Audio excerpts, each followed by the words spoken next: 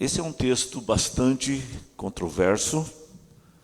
Acredito que tem muitos pastores que vão ter dificuldade, até mesmo de estudar esse texto numa sociedade que a gente está vivendo, que é tão crítica a esse ensino desse texto, quando ele diz que as mulheres sejam submissas ao seu próprio marido, como ao Senhor.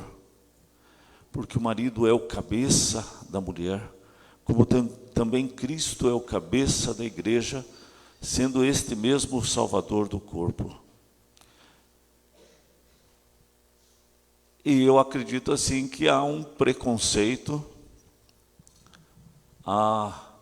até mesmo se você fosse ler esse texto na escola, você ia sofrer bullying, por causa de que vai ser julgado como radical.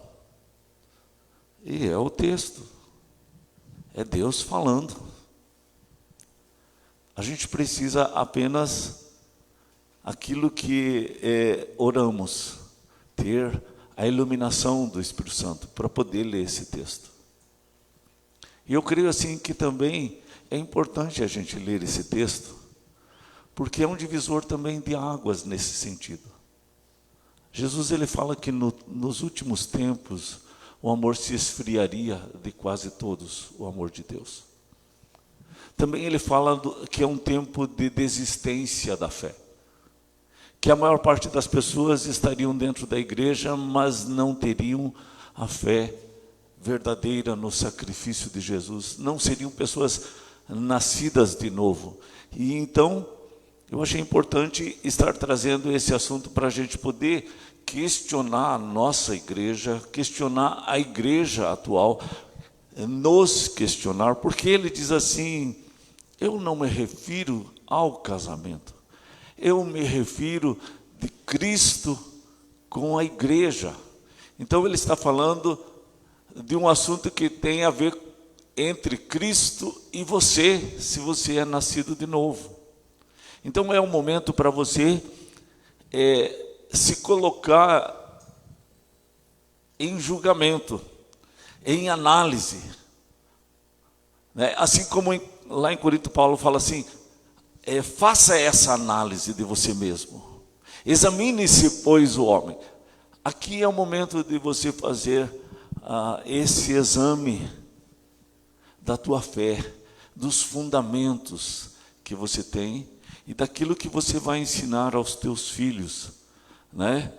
E vai ser exemplo, e que você não vai ter medo do ensino que se faz nas escolas, na televisão, e você precisa se fundamentar na palavra de Deus, até para você poder ensinar de uma forma correta, né?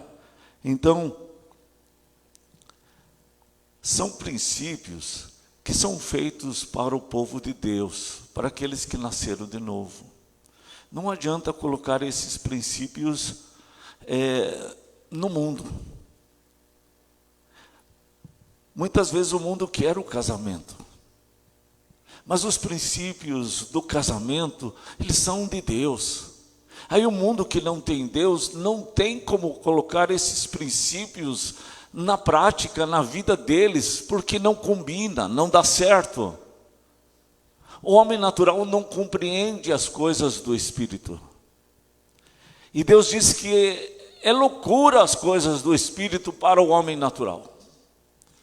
Então a gente precisa partir do ponto de que eu e você somos igreja, somos nascidos de novo e precisamos compreender a palavra de Deus, porque se eu não compreendo, eu preciso orar para que Deus me faça nascido de novo e compreenda a palavra de Deus e seja iluminado, porque se não for assim, é como pérola aos porcos. O porco ele não vai saber o que fazer com uma pérola. Você pode colocar essa pérola no focinho dele, mas ele vai fuçar a sujeira, a lama, o esterco. Ele não vai saber distinguir o que é uma pérola do esterco. Ele vai até achar que aquela pérola está atrapalhando o seu focinho, porque ele ama aquela sujeira, ele ama o esterco. Há uma diferença. Então a gente precisa fazer um exame para a gente conhecer a gente mesmo. Então, quando ele fala que a mulher ela precisa estar submissa ao marido, a palavra submissão não está dizendo assim quem manda e quem obedece, quem é maior e quem é menor. A palavra está dizendo assim que há uma missão de Deus para a família da fé, e que essa missão Deus deu ao homem, e a mulher está debaixo dessa missão, a missão de Deus. O homem ele precisa conhecer a missão de Deus, e a mulher precisa conhecer a missão de Deus. E se essa mulher ela é temente a Deus, mas o seu marido é um relaxado espiritualmente, não tem como ela submeter-se a esse marido nesse sentido. Mas ela tem como orar por esse marido, para que ele conheça Deus, para que ele se submeta à missão que Deus tem para a sua vida, ao plano que Deus tem para a sua vida. E quando ele se dobrar a essa missão que Deus tem, ela vai estar debaixo dessa mesma missão, que é do seu marido. Então quem na verdade manda nela é Deus, porque quando Deus manda no seu marido, está mandando também na sua esposa, porque é como se fosse assim, como um guarda-chuva que fosse Deus. Esse marido está ali debaixo desse guarda-chuva, e ele traz a sua esposa para debaixo desse guarda-chuva, e todos os seus filhos ficam debaixo desse guarda-chuva que é Deus. Então Deus deu essa autoridade para esse homem, mas se esse homem, ele acha que o propósito da sua vida é ganhar dinheiro, é sucesso, é poder político, ele não sabe a missão de Deus. E essa mulher que é de Deus, ela precisa orar para que esse marido se volte a Deus. Jesus ele fala que nos últimos dias seria como nos dias que antecederam o dilúvio, nos dias de Noé. Os homens casavam, davam em casamento, comiam, compravam, vendiam. Eles faziam todas as coisas naturais, coisas boas, porque vender não é uma coisa ruim, comprar não é uma coisa ruim, comer não é uma coisa ruim, casar, dar-se em casamento não é uma coisa ruim. Ele não estava falando a respeito de pecados que eles estavam fazendo nesse sentido. Deus está dizendo que a pessoa pode estar distraída em relação a Deus. A pessoa pode estar muito ocupada com comer, beber, se vestir, muito ocupada e preocupada com casamento, com compra, com venda, com negócios, levanta cedo para trabalhar, dorme tarde trabalhando. Mas não tem a bênção de Deus, a bênção do próprio Deus. Tem bênçãos de Deus, mas não tem o próprio Deus, por isso é infeliz. Então o que Jesus está dizendo, que a marca dos últimos tempos, é que as pessoas poderiam ter todas essas coisas como tinha antes do dilúvio, mas que não tinha relacionamento com o Criador, que não tinham amizade com Deus, convivência com Deus, que você levanta e você fala com Ele, você passa o dia falando com Ele, você dorme falando com Ele. Eu conheci um jovem que tinha um problema mental. Ele já devia ter seus 26 anos, mas ele deveria ter na mente dele uns 4 anos. E quando a família dele começou a ouvir a respeito de Deus, também os comportamentos desse homem começaram a mudar. Ele ouvia um monte de bobageira na rádio. E ele começou a mudar a rádio para ouvir a palavra de Deus. Ele não ia dormir uma noite sem levar o seu pai até a sua cama. Fazia o seu pai colocar ele na cama, orar por ele. A gente poderia considerar ele um débil mental. Mas Deus tocou no seu coração. Quando a família foi se convertendo, recebendo os estudos bíblicos, automaticamente esse jovem também foi se convertendo. Ele era louco. Eu conheci e vi essas transformações. Deus faz essas transformações. É milagre de Deus. E muitas vezes a gente tem uma família perfeita. Mas o que acontece? Não tem prioridade a palavra de Deus e os filhos não se convertem. Então a gente precisa se dobrar nesse sentido, procurar. Faça um exame, é isso que Deus está dizendo. Jesus ele repete várias vezes nos evangelhos assim: que aquele que quiser ganhar a sua vida, perdê-la. Mas aquele que perder a sua vida por minha causa, vai achar a vida de Deus. Então a vida de Deus, você não vai encontrar quando você estiver fazendo a sua vontade, fazendo os seus planos, os seus deleites.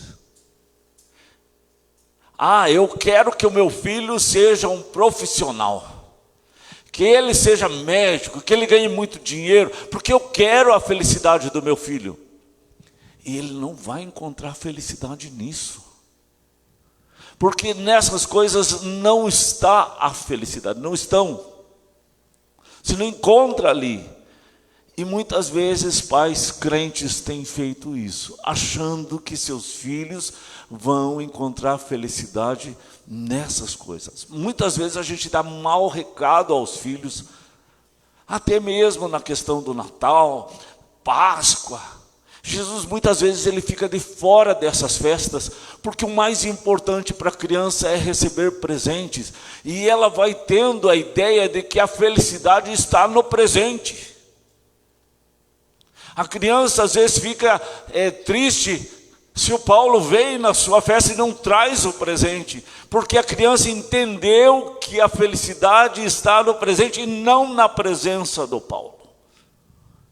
É um conceito que a gente está ensinando sem falar, é fazendo. A gente está ensinando às crianças que o mais importante é o presente. A Valentina, se ela está acordada, ela tem condições de entender o que se prega aqui. Se ela for ficar desenhando, ela precisa ficar desenhando o que se prega aqui. Não ficar desenhando florzinhas e outras coisas, porque ela tem esse momento dela com Deus aqui. E se ela não entende nada do que está sendo pregado, ela entende uma coisa: é um mundo espiritual, que é um momento dela estar com o seu pai e a sua mãe, que ela está ouvindo a palavra, mesmo que ela não entenda. Porque Maria chegou grávida de Jesus, e o texto diz assim, que quando Isabel estava ali, e João Batista no ventre de Isabel salta de alegria pela presença de Jesus. Gente, isso é um mundo espiritual.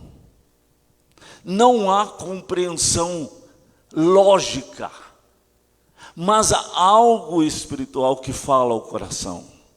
Quando você ora pelo teu filho, você põe as mãos, o Marquinho põe as mãos sobre a cabeça da Valentina, está abençoando essa criança. É um mundo espiritual.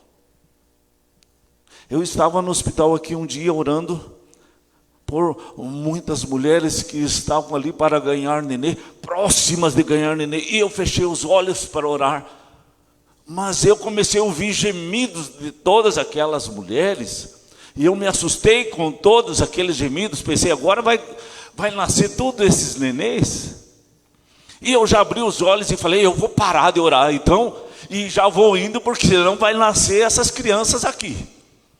E elas estavam todas gemendo, porque as crianças perceberam a oração. As crianças perceberam algo diferente. Você não pode abrir mão de orar, de crer no milagre de Deus.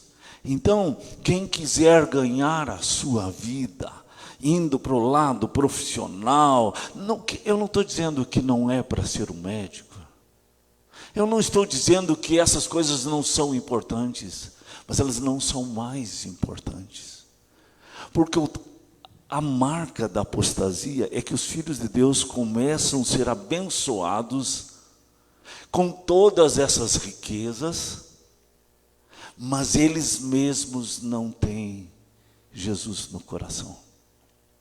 Eles têm a bênção do abençoador, mas não têm o abençoador. Por isso Jesus diz assim, quem quiser ganhar a sua vida, vai perder a vida de Deus. Então, não abra mão de que seu filho tenha dentro do seu coração Jesus. Que ele seja nascido de novo, seja a tua luta, dia e noite. Porque não adianta ser batizado na igreja, se essa criança não nascer de novo, ela vai para o inferno. Não adianta ser dizimista e abençoado com toda sorte de bênçãos de Deus pelos dízimos que você dá. Se o teu filho não nascer de novo, ele vai morrer e ele vai para o inferno. Jesus diz assim, aquele que quiser ganhar a sua vida, perdê-la. Mas aquele que perder a sua vida por minha causa, achá-la. Aí eu queria só assim fazer uma comparação sobre isso. Duas mulheres lá do Velho Testamento, uma chamada Ana e a outra Penina. Elas eram da mesma família. A Penina tinha muitos filhos e a Ana não tinha nada, ela era estéril. O mundo tinha pouca gente naquela época. Então, ter filhos era sinal de bênção de Deus, da graça de Deus, da bondade de Deus. Então, uma mulher que tivesse 20, 30, 40 filhos era muito abençoada. E uma mulher que não tem nenhum filho, ela não tinha a bênção de Deus. E é interessante que a história dos filhos de Deus sempre incluía mulheres estéreis como Sara. E agora essa Ana. E outras. Deus fez esse milagre em muitas mulheres. Penina ridicularizava de Ana, dizendo, eu sou abençoada por Deus. Tenho muitos filhos, você é uma pobretona em relação a Deus, porque Deus não te abençoou com filhos. E ela foi se sentindo excluída, ela foi se sentindo abandonada, rejeitada. Ela não conseguia entender, compreender o próprio amor do seu marido por ela, porque ela não se sentia digna desse amor. E ela sofria com isso, e vocês conhecem a história que ela chorou muito diante de Deus. E um dia ela estava na igreja orando e chorando e orando e chorando, e o pastor da época, o sacerdote da época viu e achou que ela estava bêbada e repreendeu. Mas quando Deus fez o milagre que nasceu Samuel, Ana tinha consagrado Samuel ao Senhor, Penina não. Você não vai conhecer a história dos filhos de Penina. A gente não sabe nem o nome deles, eu não sei. Mas eu sei sobre Samuel. Eu sei que tem um livro chamado de Samuel. Um livro, outro livro. 1 Samuel e 2 Samuel. Foi ele que escreveu. Na casa do sacerdote, Deus não falava com eles, nem com os filhos dele. E lá foi morar Samuel, e Deus falava com Samuel, aquele menino. Samuel foi um homem de Deus, que lutou contra feitiçaria, contra a incredulidade. Foi realmente um homem de Deus, e ele ungiu Davi como rei de Israel. A história de Samuel é uma história muito bela. E eu quero falar assim sobre essa diferença. Às vezes a gente está buscando coisas que aparentemente são grandes, mas elas são pena, só faz volume.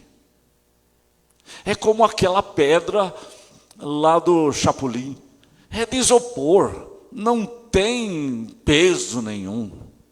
Às vezes a gente fica correndo atrás do vento, de sombra.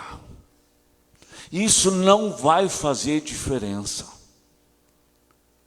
A gente precisa buscar aquilo que é melhor. Paulo fala, eu passo a mostrar para vocês um caminho sobremodo excelente. Um caminho melhor, que vocês precisam ir por esse caminho. É da história da Ana. Nas igrejas tem o projeto Ana, da mulher que ora. Porque é o melhor caminho, é o caminho da oração. Não vai render muito dinheiro, mas vai render bênçãos. Jesus ele fala a respeito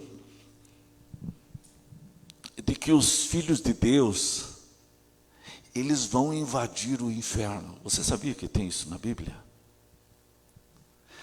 Jesus ele fala assim que quando 2 ou 3 se reunirem, eu estou no meio. E que quando há acerto entre os irmãos e perdão entre os irmãos, se liga ao céu.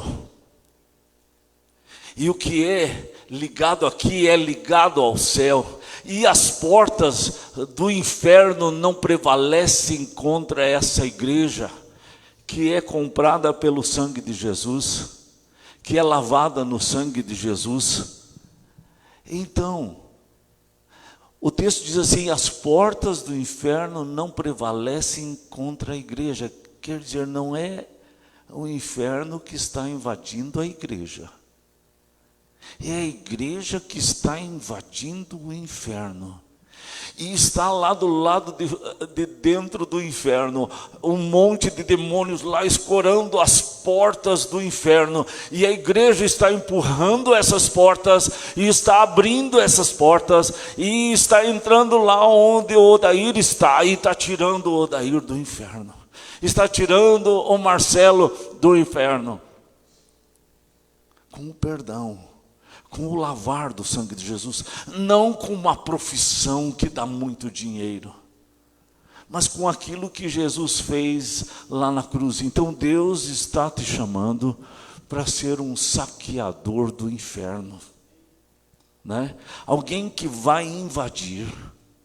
Mas para invadir o inferno, você precisa estar lavado no sangue de Jesus, capacitado, ungido por Ele, para que você possa invadir o inferno. Mas a igreja, ela é chamada para isso. E esse texto está falando desse chamado da igreja. Quando ele está falando a respeito de casal aqui, homem e mulher, ele está usando como uma analogia, uma comparação, um exemplo, para você poder entender o teu relacionamento com Deus. Tanto que a pessoa que entra no casamento carnalmente, egoístamente, ela quer que a outra pessoa faça ela feliz. Mas, se uma pessoa tem Jesus no seu coração, ela entra no casamento para fazer a outra pessoa feliz. Porque o amor de Deus não busca o próprio interesse. O amor de Deus, ele não se ufana, não se ensoberbece, não se incha, não se infla, porque não é orgulhoso. O amor de Deus não é assim. Ele não busca o próprio interesse, ele busca o interesse do outro, do Paulo, né? Da Cláudia. Ele busca o interesse do outro. Ele sai no frio para socorrer o outro. Esse é o amor de Deus. Porque Jesus, ele desceu do céu e ele pegou esse corpo humano frágil. Ele foi tentado, ele foi cuspido, ele foi rejeitado, foi crucificado, mas ele ressurgiu ao terceiro dia.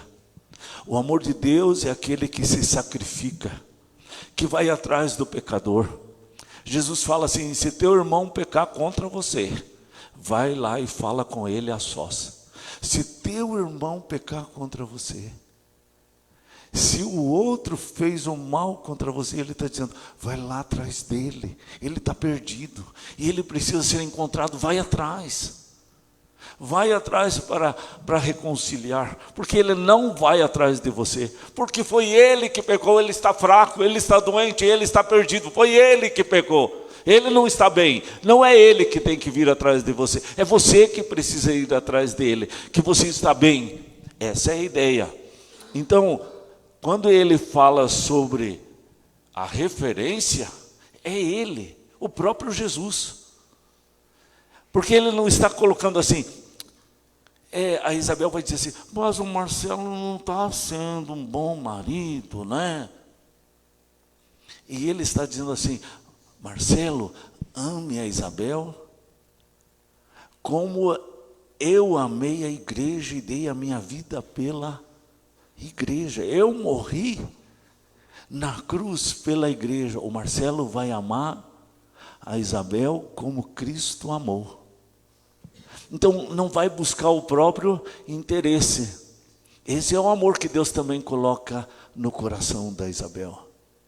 Não é aquele amor que cobra, que está cheio de ciúme, porque o texto diz assim, o amor de Deus não arde em ciúmes. Ah, não, ele entrou com o pé sujo em casa, ele não me ama. Não vou entrar no mérito dessa questão, dizer assim, se ama, se não ama. Mas o que eu queria chamar é que tem coisas mais importantes para pensar do que ter entrado com o pé sujo. Eu queria chamar a atenção que a gente precisa, antes de ficar preocupado com o carro limpinho, é ter o coração limpinho, a alma limpa, lavada no sangue de Jesus. Ele diz assim, Jesus deu a sua vida naquela cruz para ter uma igreja limpa, pura, sem mancha, sem mácula. É Ele que pode perdoar os pecados. Então, a referência é Jesus. E quando ele diz assim, o marido ele ama a esposa como Cristo ama a igreja, e ele diz assim, porque ninguém jamais odiou a própria carne, antes alimenta e dela cuida, como também Cristo faz com a igreja. Eu queria chamar a atenção sobre isso, porque isso é uma coisa do Filho de Deus, gente, não é do incrédulo. Porque o incrédulo não cuida de si, vai cuidar da esposa, fuma igual um desgraçado, né? Gasta dinheiro em qualquer bobagem, come, se droga, cai na valeta, vai cuidar da esposa? Não vai. Então esse texto ele não está falando do incrédulo. Esse texto ele está falando do Filho de Deus, porque ninguém jamais odiou a própria carne. Então quando ele fala que referência é tipo você cuida do seu corpo, então você também cuida da esposa, mas tem que ter a referência de Cristo. Porque a pessoa, para poder cuidar do seu próprio corpo, ela precisa ter Cristo. Porque senão, ela é uma viciada desgraçada. E a gente precisa entender que a gente é sem Cristo. Sem Cristo, a gente está perdido, gente. no lamaçal. A gente nasceu em pecado. Não tem como o homem sem Jesus produzir alguma coisa boa. Como é que ele vai cuidar da esposa?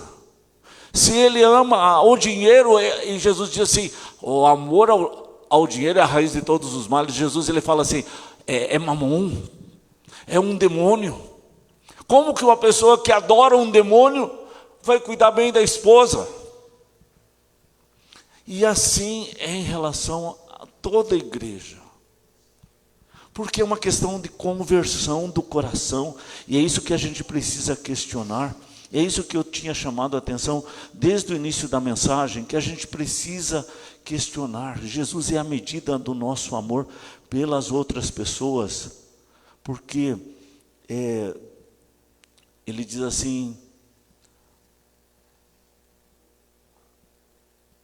grande é esse mistério, mas eu me refiro a Cristo e a igreja. Não obstante vós, cada um de per si, também ame a própria esposa como a si mesmo, e a esposa respeite o marido.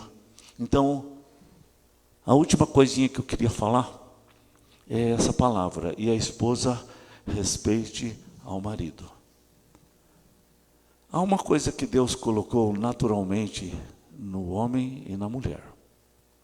E é interessante que todas as mulheres e todos os homens aqui, se já sabem bem, então gravem bem essa afirmação. Naturalmente, o homem, ele não precisa ser amado pela mulher. Naturalmente, por Deus. O homem, ele precisa do respeito da mulher. A mulher precisa desse amor de Cristo no homem. Então, isso vai fazer muita diferença se você entender. Deus está dizendo assim, Aline, não é para você querer a autoridade do Adoniram. Deus está dizendo assim, você coloca isso diante de Deus e ore, Deus, faça o Adoniram entender a autoridade que o Senhor deu para ele. E eu preciso respeitar essa autoridade. E a função de Deus, ele está dizendo assim para o Adoniram. Adoniram, você vai amar a Aline como Cristo deu a sua vida pela igreja, você vai dar a vida tua pela Aline.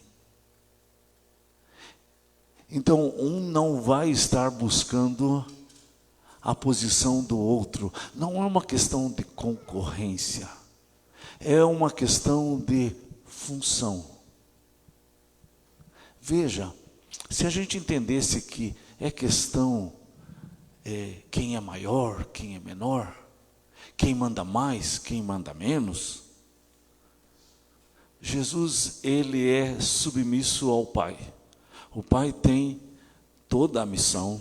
E Jesus, ele está debaixo da missão do Pai. Jesus, ele não tem complexo de inferioridade. Mas o Pai é grande, eu sou pequeno. Não.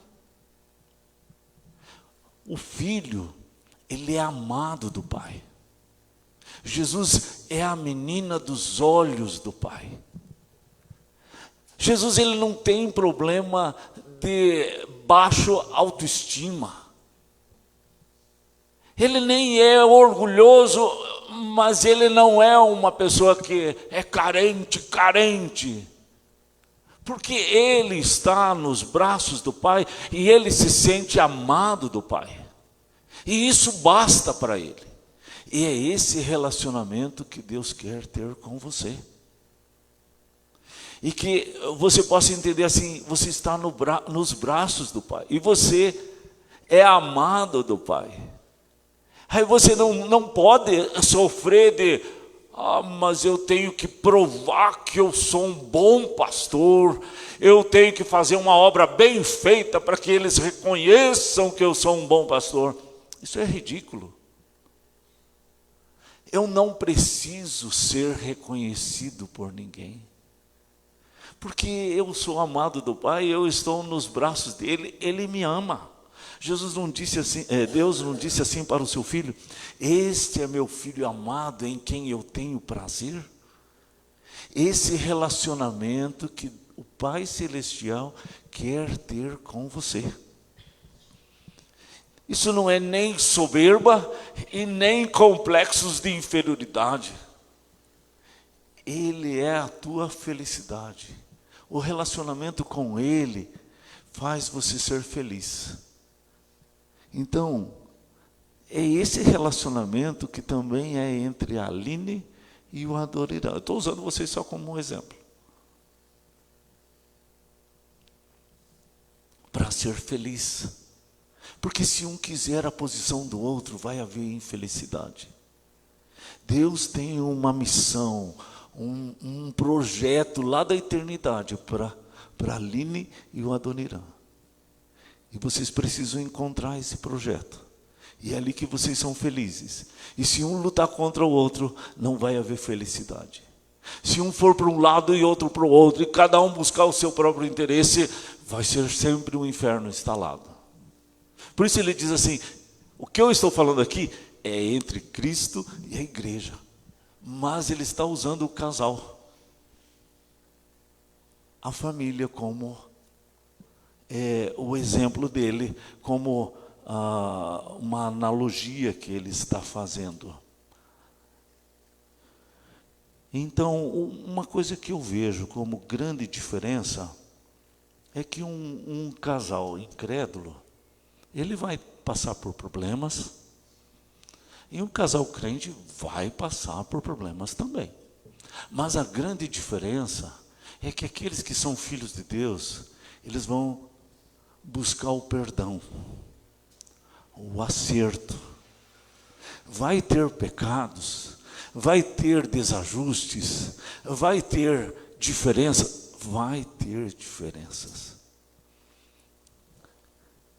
O incrédulo, ele vai colocar a baliza do seu orgulho. E ele vai encher de mágoas e vai jogar tudo isso na cara da outra pessoa. E vai forçar a outra pessoa a mudar, ou escravizar a outra pessoa. O Filho de Deus, ele não manipula ninguém, ele não pode, por causa de Jesus. Ele vai buscar o perdão, a reconciliação. Se teu irmão pecar contra ti, vai lá e fala com ele a sós. Não joga isso no ventilador. Não coloque isso no Facebook. Fala com ele a sós. E você pode ganhar o teu irmão, e pode ser o teu marido, pode ser a tua esposa. Então, é nesse sentido que ele diz assim: um cordão de 3 dobras não se rompe com facilidade. Por quê? Porque existe Deus no meio desse casamento. Existe o perdão de Deus. Existe o acerto, o acordo. Vamos dizer, no casal, um é uma dobra, o outro é outra dobra. Deus é a terceira dobra desse cordão. E ele se fortalece. Por quê? Porque você consegue se arrepender do seu pecado. Você consegue voltar à sensatez. Você consegue reconhecer o erro. E você consegue pedir perdão. Eu não preciso ir lá dizer: Jô, eu vim aqui pedir perdão porque eu fiquei magoado pelo erro que você fez. E daí começo a despejar todos os erros que ela fez. Não, eu preciso pedir perdão pelo meu erro que eu fiz. E abrir a porta para a pessoa chegar a mim se foi ela que errou. Não fechar a porta. Tem uma coisa que acontece muito na nossa região, amarrar o burro, né? Um beição, e às vezes fica dias sem falar com a outra pessoa. A gente precisa abrir a porta. Facilitar as coisas para a outra. Porque eu erro, a outra pessoa também erra. Então isso é uma coisa natural de todos. né? Eu não sei por que o Dimar olhou para pro filho dele ali. Deve ter algumas coisinhas assim. Mas isso é uma coisa que acontece com todos. E a gente precisa. Então o perdão é esse cordão de 3 dobras que não rompe com facilidade. É o que vai ajudar a gente poder conviver uns com os outros. Por isso ele diz assim, eu não falo só do casamento. Eu estou falando de Cristo e a igreja. Dos nossos relacionamentos como igreja. Porque a igreja é uma família maior. O casal é uma família menor. Mas a igreja é uma família um pouco maior. Mas também tem problemas. E a gente precisa do perdão em Cristo Jesus. Por quê?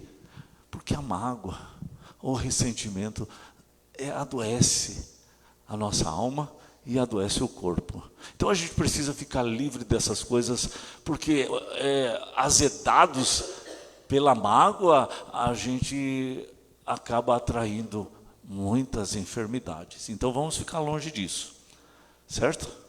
Vamos orar? Obrigado, Deus, porque no Senhor nós podemos ter a cura da nossa alma, a cura das nossas emoções, dos nossos relacionamentos, das nossas mágoas, dos ressentimentos, das injustiças, do sentimento de traição. Obrigado porque no Senhor podemos ter o perdão, ter o lavar do sangue de Jesus, ter a coragem de conversar com aquela pessoa que ofendemos, ou que fomos ofendidos e que nos ressentimos. No Senhor podemos ter essa coragem, e essa alegria de conversar, esse amor do Senhor por aquela pessoa que fez o mal contra nós. Nos ajuda, Senhor. Abre o nosso entendimento e os nossos olhos, Pai, para podermos ter discernimento sobre isso e termos a iniciativa daquilo que traz paz nos nossos relacionamentos, aquilo que traz paz na família, aquilo que traz paz entre filho e mãe, pai, marido, mulher, irmãos da igreja. Nos ajuda, Senhor. Estende a tua mão, opera esse milagre. Nos ajuda a crer no milagre do Senhor, Pai. Em nome de Jesus. Amém.